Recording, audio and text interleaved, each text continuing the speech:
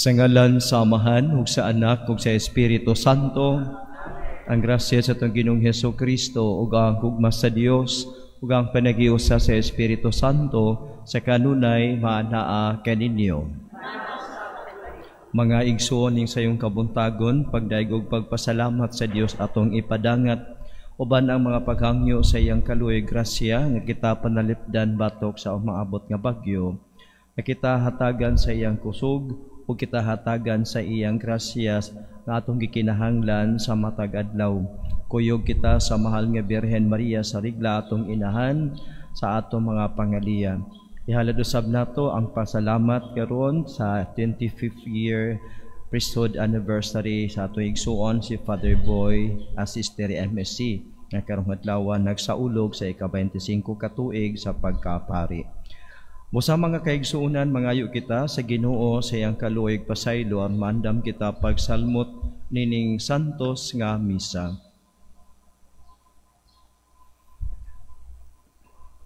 Nagakumpisal ako sa Dios nga makagagahom sa tanan o kaninyo mga igsuon nga nakalapas ako og dako uyamot sa huna-huna, sa pulong, sa buhat o sa wala pagbuhat sa kinahanglang buhaton. Kay akong sala, akong dakong sala. Busa na nga moyo ako kang Santa Maria kanunay ulay sa tanang mga anghel o mga santos o kaninyo mga igsuon aron inyo akong iampo sa Ginoo nga atong Dios. Kaluy-an unta kita sa Dios nga makagagahom sa tanan og pasayloon sa atong mga sala. Dadon unta kita niya ngadto sa kinabuhing dayon.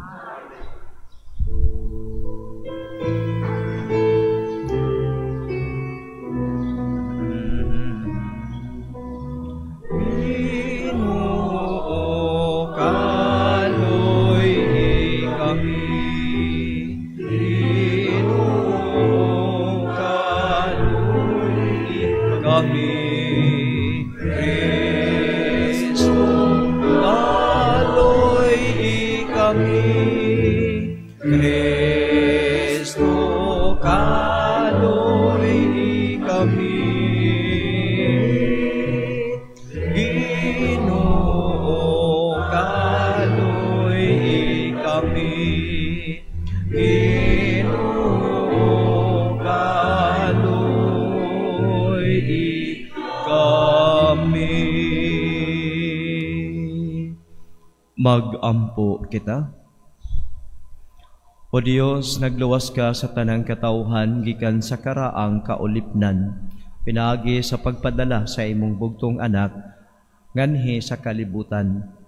Ihatag ka namo nga nagapaabot nga mahinangpon sa grasya sa imong gugma nga makadangat kami sa matuod nga kagawasan. Kini among gipangayo pinaagi sa among Ginoong Hesukristo imong anak nga buhi ug hari uban kanimo sa Espiritu Santo, Dios hangtod sa kahangturan.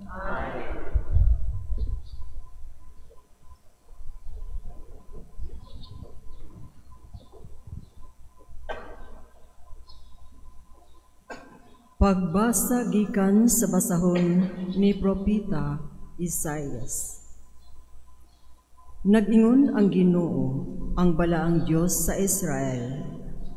Matuod gayud kini, o mga tao nga nagpuyo sa Jerusalem, dili na gayud kamo maghilak. Ayaw duha-duhai nga kaluy-an kamo sa Ginoo, inigsangpit ninyo kaniya. Inigkabati niya kaninyo, tubagon kamo niya. Bisag ang Ginoo naghatag kaninyo sa pan sa kaguol ug sa tubig sa kasakit. Apan dili na magtago pag-usab ang inyong magtutudlo, kundili inyo hinuon siyang hikitan. Kung mutipas ka sa tuo o sa wala, hibatian mo ang iyang tingog diha sa imong luyog nga moingon. Di ara ang dalan, subaya kini. Ug paulanon niya ang binhi nga inyong ipugas, ug hatagan kamo niyag daghang abot ug daghang kasibsiban sa inyong kahayupan. ug ang mga baka ug mga asno nga gigamit ninyo pagdaro, mangaon sa labing maayong pumpay, ug sa kabukiran ug kabungturan mudagayday ang mga sapa, inigabot sa adlaw sa pagpamatay. Inigkapukan sa mga tore sa inyong kaaway. Ang bulan mahisama kahayag sa adlaw, ug makapito unya pilua ang kahayag sa adlaw. Kung tambala na sa Ginoo ang samad sa iyang katawhan, nga nahimo sa iyang kastigo. Ang pulong sa Ginoo.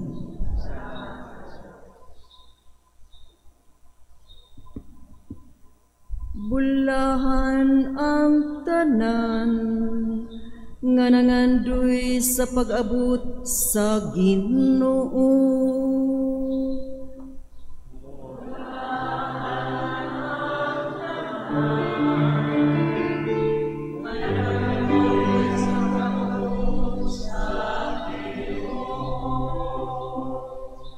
Daiga ang Ginoo kay siya maayo, awitig pagdaig ang atong Dios kay siya mahigugmao. Angay gayud ang pagdaig kaniya, ang Ginoo nagabag-o pagtukod sa Jerusalem. Iyang gipundok ang nagakatibulag sa Israel.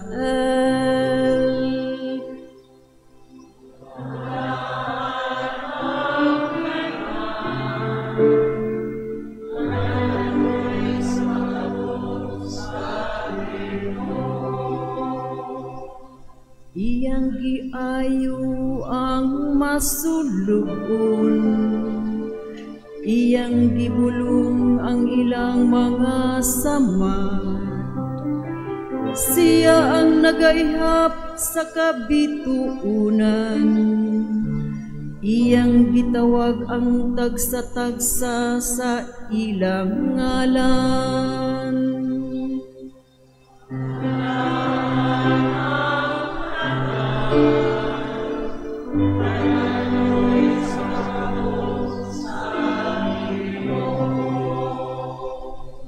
Dako gayud ang atong Ginoo, ug makusganon diha sa gahom.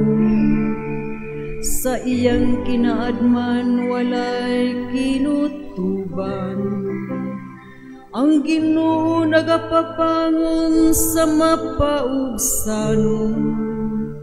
Ang mga dautan iyang gisalikway aron mapukan. Bulahan ang tanan nga nangandoy sa pag-abot sa Ginoo.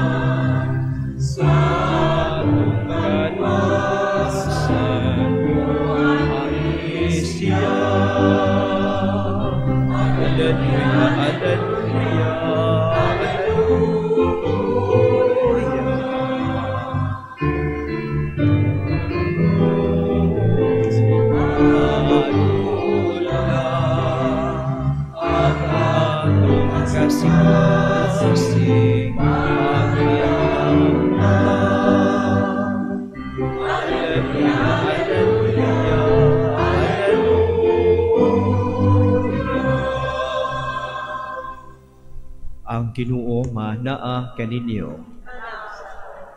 Ang santos nga ebanghelyo sumala ni San Mateo.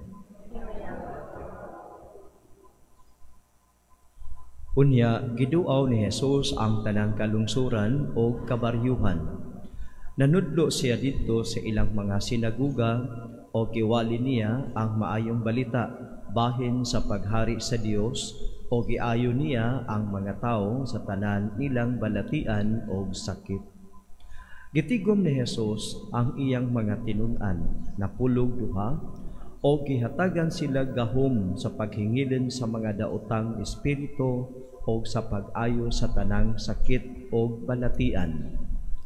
Adtuan ninyo ang nangawala nga mga karnero sa nasod sa Israel. Lakaw kamo o isangyaw nga hapit na maghari ang Dios. Ayuhan ninyo ang mga masakiton, banhawa ang mga minatay, hinlui ang mga sanlahon o abuga ang mga yawa. Nakadawat kamo nga walay bayad, busa panghatag kamo sa walay pagpangayog bayad. Mga igsuon, ang ebanghelyo sa Ginoo. Giawhag kita sa pagpamalandong niining adlaw sa buhat sa Ginoo. Gilibot niya ang mga kalungsuran o kabaryuhan. Mihatag siya og panahon nga makig-uban sa iyang katawhan. Mihatag siya panahon aron makita ang kahimtang sa iyang katawhan. Mihatag siya og panahon nga siya makighugoy-hugoy, makig-istorya, nga siya makauban bisan sa makadiyot lamang kining mga tawhana nga adunay daghang mga panginahanglan. Ang mga masakiton, ang mga tawo nga adunay nagkalain-laing kinahanglan, adunay mga gipangyawaan, adunay mga tawo nga nagkinahanglan og pagtudlo. Usa si Jesus giwali niya ang maayong balita. Nanudlo siya dito sa mga sinaguga nga hapit na maghari ang Dios. Karon nakita ni Jesus ang kahimtang kay misuroy siya. Ang iyang mga mata nakita niya ang kahimtang sa katawhan. Nadungog niya sa iyang mga dalunggan ang ilang mga yangungo sa kinabuhi, ang ilang kinahanglan. Busa sa pagsuroy niya, there was one time nga miingon si Jesus, luoy sila kaayo, kay sama sila sa mga karnero nga walay magbalantay. Busa gitigom ni Jesus ang iyang mga tinun-an, og miingon siya sa mga tinun-an, pag-ampo kamo sa tag-iya sa anihon, nga daghan ang iyang ipadala nga mga ngani. Ug karon gitigom ni Jesus sa atong ebanghelyo nga nadungog, gitigom ni Jesus ang napulog duha ka tinun-an o gihatagan sila gahom sa paghingilin sa mga daotang espiritu o sa pag-ayo sa tanang sakit o balatian. So ang mga tinun-an were empowered by Jesus. Empowered. So ang gahom gikan kang Jesus. Og ang ilang tuyo og ang ilang tahas mauman ang pag-ayo sa mga masakiton, paghingilin sa mga daotang espiritu, ang pagsangyaw sa maayong balita, ang pagsangyaw nga ang Dios hapit na maghari. Busa ang mga tinun-an nanglakaw sila. Mingon si Jesus nga adtuan ninyo ang mga nangawala nga mga karnero sa nasod sa Israel. Iyang gisugo ang mga tinun-an, adtua ang mga wala giatiman, kadtong mga nangawala, kadtong napasagdan, adtua kadtong mga tao nga wala nahintawon mahinumdumi sa ilang mga lideres sa ilang katilingban. Adtua ninyo dito, unya isangyaw nga hapit na maghari ang Dios. Timaan sa presensya sa Dios, mingon siya, ayuha ang mga masakiton, banhawa ang mga minatay, hinlui ang mga sanlahon ug abuga ang mga yawa. Mao na iyang tahas. So ang tahas nga gihatag ni Jesus, tahas to search, pangitaon, tahas to serve, alagaran, tahas to care at timanon, tahas to proclaim the kingdom of God, tahas sa paghingilin sa mga sakit, sa paghingilin sa mga daotang espiritu. So, mao na iyang tahas, gipagahom sila. Puti pasabot na itong klarohon na to nga ang ilang power does not come from them, but the power comes from Jesus. Without Jesus, they are nothing. So, mao ni pud ang atong pamalandungan nga ang tahas nagagikan sa Ginoo, ang power nga gigamit gikan pud sa Ginoo. Busa ang pag function according to the tahas, kinahanglan ayuhon, kinahanglan mulihok kita sumala sa tahas nga gihatag. We are only empowered. Unya aniining panahon na sa Adbyento, we are empowered by God. Kung sa matong i-empower ang mga sakit nga ni anato, unsa man ning sakit nga ni anato, physical sickness naata, emotional sickness naapud ta ana, relational sickness naapud ta ana, ug uban pa nga mga balatian nga ania kanato, uban pa nga mga gikinahanglan nga atong palayason, atong lupigon, atong pildihon pinaagi sa maayong balita nga atong nadungog o atong ipaambit ngadto sa uban. Posible nga kini siya akong personal nga attitude, posible nga kini siya ang akong love nga sin, kanang ako banggi buhat kanunay nga sala. This is the kind of devil that we are going to defeat. This is the kind of sickness that we are going to free ourselves from this. So mao ni mga tan-aw to mga igsuon nga kini karong ebanghelyo nagdasig kanato sa pagtan-aw sa tong kaugalingon aron usab kita makahimo sa pagtabang sa uban. Sa hinumduman nga empowerment. We are empowered to be victors. Kanabang malampuson, to be triumphants against this evil around us. So kung ingon niini, nindot pod nga atong pamalandungan nga kung nabiton tay power, hinumduman nato we are not the source of that power. Sa mapananglitan, sige sa ako, I have the power as your parish priest. But the power does not come from me. It comes from the authority higher than me. Busa, kinahanglan paningkamutan nako ang pag-alagad sumala sa giingon sa appointment letters nako. Ingani pud sa politika, ingani pud sa atong mga igsoon nga atong gitahasan sa pag-alagad. Ang atong power, atong gitahas ngadto kanila to serve us. So, same sa simbahan, ang atong mga politicians, they are empowered to what? Empowered to seek the lost, empowered to seek those people na walay voice sa katilingban, empowered to serve those in need. Not empowered to serve their need, but the need of others. They are empowered to serve those people in the peripheries. They are empowered to care for them, not to care for their pockets. Ang gahom hinatagra, ang gahom gipahulam ra, mao na nga pipila ka mga tuig gikan karon kanang maong gahom ato na pong ihatag sa lain nga mga tawo nga adunay katakos sa pag-alagad. Kay dili lamang kining mga tawhana nga atong napili ang dunay katakos, doon na pa'y daghang mga tao nga dunay katakos ug mas labaw pa gani ang katakos unta apan dili kahatagan og chance to serve nga numan kay kita nga mga nagpili, kita nga adunay power, ang nakita nato ang kwarta. So atong tan-awon nga dining Adbyento, we are challenged by the gospel to see the good and to defeat the devil and one of that devils in us is panahon sa pinili ay mupiyong mangko kay ang kwarta na may akong makitaan.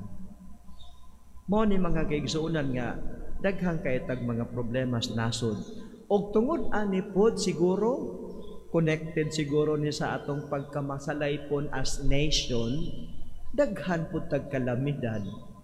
Kano man kay sa ato bitaw tanaw nato, sa ato bitaw ginikanan atong pamilya, kung masayop ganita, daghan tag sajop, daghan tag sa unsa may mahitabo.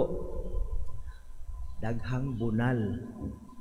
No, daghang bunal. Kung masajop ta, bundot atong daunggan. Daghang sajop, kasab-an ta. Mao pud unta na atong hinumduman nga ang atong pagpuyo nining kalibutana is that there is a connection with our spirituality. So mao ni nga kung kita naminaw sa pulong sa Ginoo, ang atong kinabuhi will also manifest, will reflect what kind of beings, what kind of man, what kind of woman we are. No kana bang atong ipakita mao ni nga nalimtan ni siya nga aspect sa mga corrupt officials. Kanang aspect bitaw nga musugotag sa di kadaghanan sa mga na-involve sa atong issues of corruption karon. Musugotag sa di musugot na lang gyud ta daghan nila Katoliko. Una wa man magsugo ang simbahan nga pangawat mo. Una maingon ra ba na mga di Katoliko pud nga kini mga Katoliko mga kawatan mga ingani may palahubog may ingani. Huy simba ko kapito kalwa baya magtudo ang simbahan nga hala pangawat mo, hala paghubog-hubog mo, hala pagkuan mo pamamay mo, hala panglaki mo, hala pamayot mo ug uban pa. Wa man magsugo ang simbahan ana. Mao na nga aspeto nga nalimtan. Busa Adbyento pahinumdom sa atong kinabuhi nga kung sa di ay ang akong kinabuhi nga gipuy-an nahaom pa baka nis planos Ginoo. Unya kung wa na mahaom, repentance, pangayog, pasaylo. Mo ni ang Adbyento dunay color nga violet kay we are reminded to repent on our sins, personal sins, communal sins, structural sins, whatever kind of sins nga atong nahimo, we are invited to repent. Mao nang color violet mag-remind na sa atoa. Unya ang color nga pink nag-remind sa ato nga there is joy and repentance. Ngano man, God forgives. God is not a hater God, but God is a forgiving God. Mo na mga igsuon nga nining Adbyento ipahinumduman man kita unsa man nga mga sala, unsa man nga mga kinaiya, unsa man nga mga inabuhat nako, unsa man nga panghuna-huna ang akong angay nga bag-uhon, hinulsulan o biyaan. Nindog kitang tanan ug atong ipadangat ang atong mga pangaliya. Ang Dios Amahan nagdapit kanato nga mahimong iyang mga alagad nga musangyaw sa maayong balita. Magampo kita alang sa grasya sa pag-ila sa dignidad sa atong misyon. Ug moingon kita, Amahan panalangini kami. Amahan panalangini kami.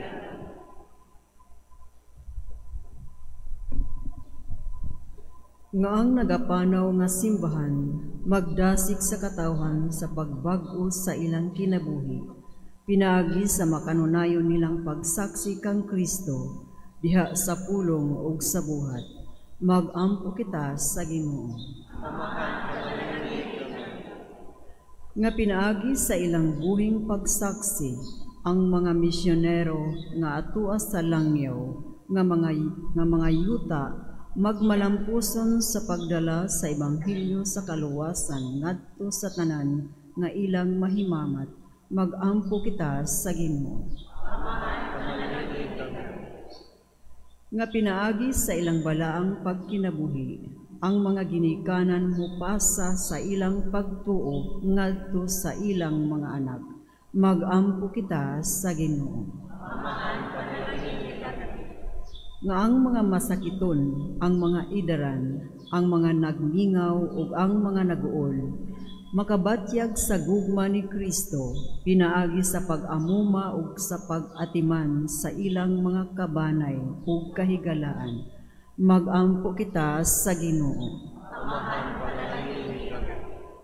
Nga imo untang isipon nga takos ug mapuslanon alang kanamo, nga ang halangdong Teofilo Kamumot ug George Chevalier mabayaw na ngadto sa altar sa mga santos. Mag-ampo kita sa Ginoo.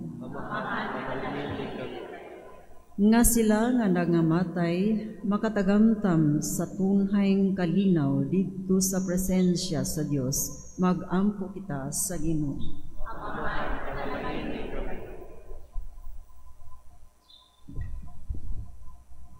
Langit ung Amahan, giyahi ang among mga lakang sa among paglakaw subay sa imong dalan.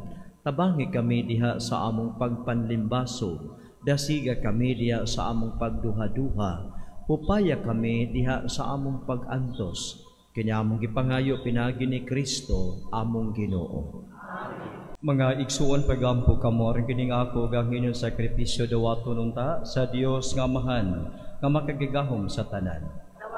Ta sa inyong sakripisyo gikan sa iyong alang sa pagdayo ug mamaya sa iyong alang sa atong kapuslanan sa pagtuon santos. O Ginoo, ikahalad unta kanimo sa walay hunong kining gasa sa among gugma aron matuman ang mga katuyuan nining santos nga misteryo og madangat gayud namo ang among kaluwasan. Kini among gipangayo pinaagi ni Kristo, among Ginoo. Ang Ginoo maanaa kaninyo. Ibayaw ang inyong mga kasing-kasing. Magpasalamat kita sa Ginoo nga atong Dios. Santos nga Amahan, Dios nga tunhay makagigahom sa tanan. Angay ug matarong gayud nga magpasalamat kami kanimo kanunay og sa tanang dapit pinaagi ni Jesucristo among Ginoo. Kay sa iyang pagpaubos ang pagpakigtipon kanamo sa magtao, gituman niya ang laraw nga gihimo mo kaniadto o gibuksan niya alang kanamo ang dalan sa kaluwasan. Karon malaumon nga ang gisaad nga kaluwasan makab-ot namo. Nagapaabot kami sa adlaw kanos si Kristo among Ginoo mobalik dinhi nga mahimayaon.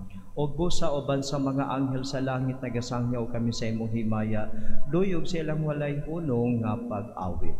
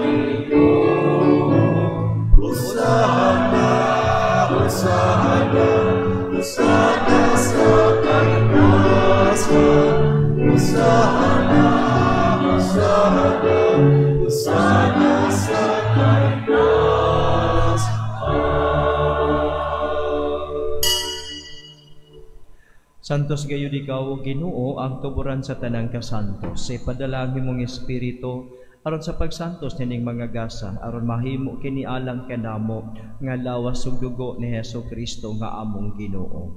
Sa pagpasakit sa iyang kaugalingon, mikuha siya upan. Ipasalamat kanimo. Mipikas ug mihatag niini ngadto sa iyang mga tinun-an ug miingon. Dawat ta kini ninyong nga tanan ug kan-a, kay kini mao ang akong lawas nga itugyan alang kaninyo.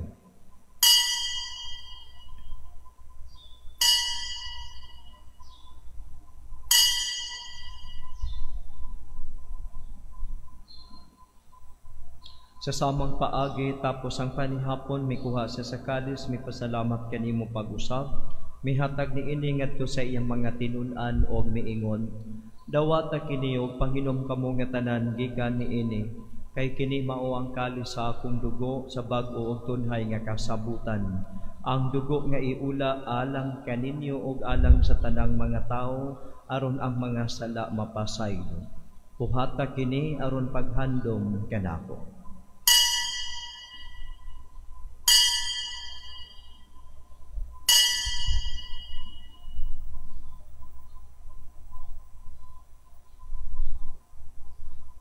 Kini ang misteryo sa pagtuo.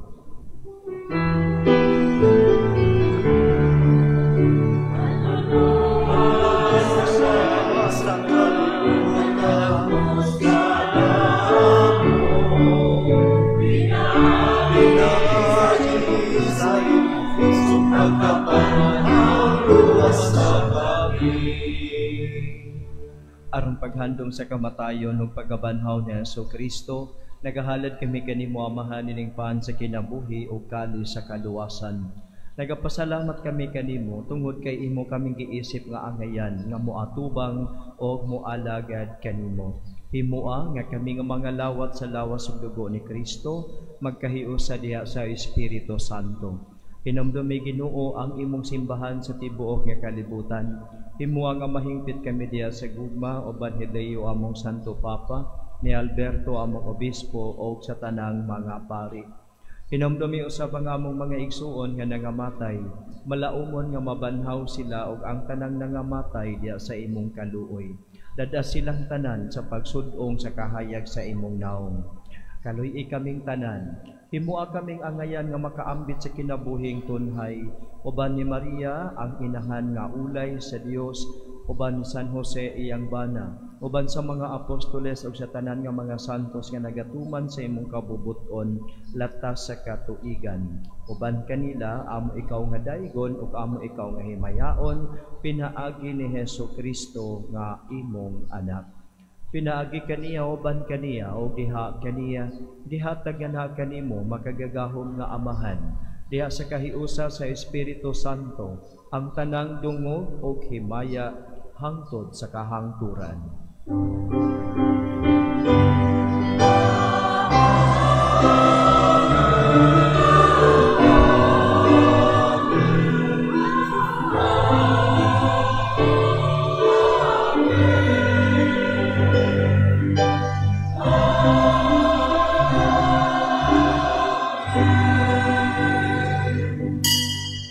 Magampo kita sa atong langit ng amahan, atong gamiton ang mga pulong nga gitudlo sa atong manunubos.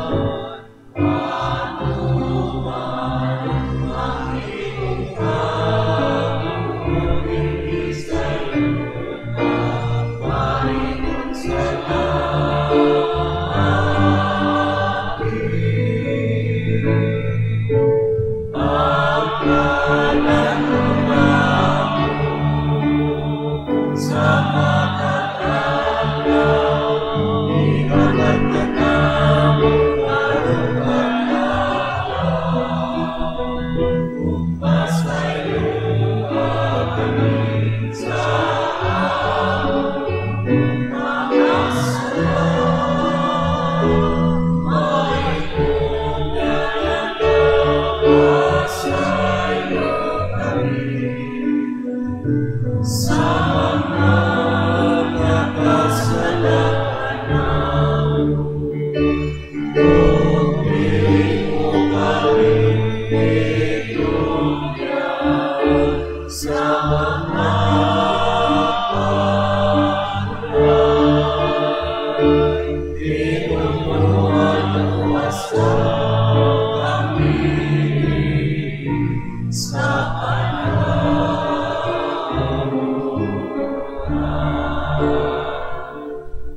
Mangayo kami kanimo Ginoo, ngay mo kaming luwason sa tanang dautan. Atagi kami sa kalinaw nining panahuna, aron tinabangan sa imong kaluoy, mahalikay kami kanunay sa sala ug mahilayo sa tanang kasamo. Samtang nagapaabot kami nga malaumon sa pagbalik ni Hesukristo, among manunubos.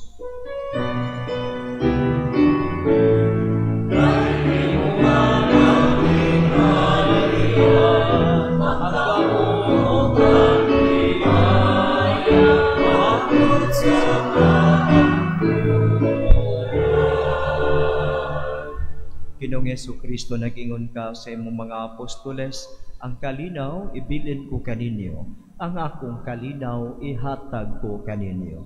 Ayaw tanawa ang among mga sala, kundi ang pagsalig sa imong simbahan. O sibo sa imong kabubuton, hatagi kami sa imong kalinaw o kahiusa, ikaw nga buhi o hari hangtod sa kahangturan. Ang kalinaw sa Ginoo sa kanunay maanaa kaninyo. Ipakita tang panagigsuunay.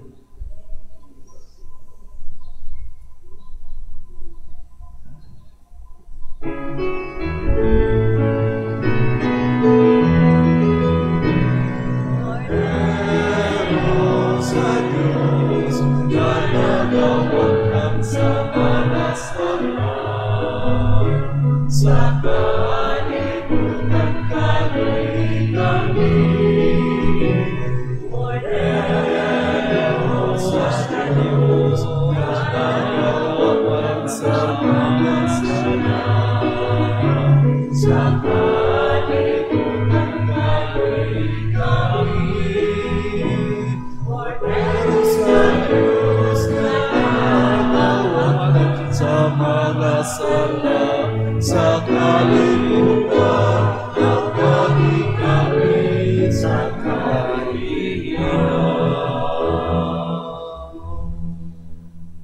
Mga igsuon, aniyang kordero sa Dios nga nagawagtang sa mga sala sa kalibutan, bulahan kitang tanan nga gidapit sa iyang bangkete. Ang kalawat kanimo, apan ipamuling lamang o mamaayo ako.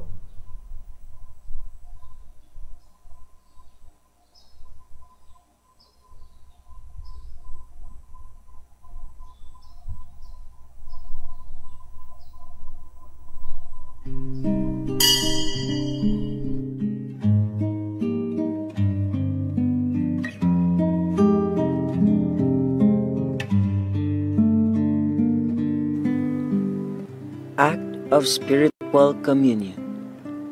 Akong Jesus, nagatuo ako nga ikaw anaa sa labing balaang sakramento. Gihigugma ko ikaw labaw sa tanan, ug ako nangandoy sa pagkalawat kanimo sa akong kalag. Sanglit, dili ko man ikaw madawat diha sa paaging sakramental, umarikas sa akong kasing-kasing sa paaging espiritual. Hangpon ko ikaw, samag ania ka uban ka nako, ug hingpit kong gihiusa ang akong kaugalingon nganha kanimo. Ayo itugot nga ako mahimulag kanimo. Amen. Magampo kita. Kaloy ikami Ginoo, aron kami nga nahinluan sa mga sala, maandam alang sa umaabot nga pangilin sa pagkatao sa manunubos, pinaagi sa imong Dios nung panabang, kinamong gipangayo pinaagi ni Kristo among Ginoo. Ang Ginoo maanaa kaninyo. Manalangin kaninyong tanan ang Dios nga makagagahom, ang Amahan ug ang Anak ug ang Espiritu Santo. Nasa ulog na ang santos nga misa, lakaw kamo uban sa gugmaw kalinaw ni Kristo.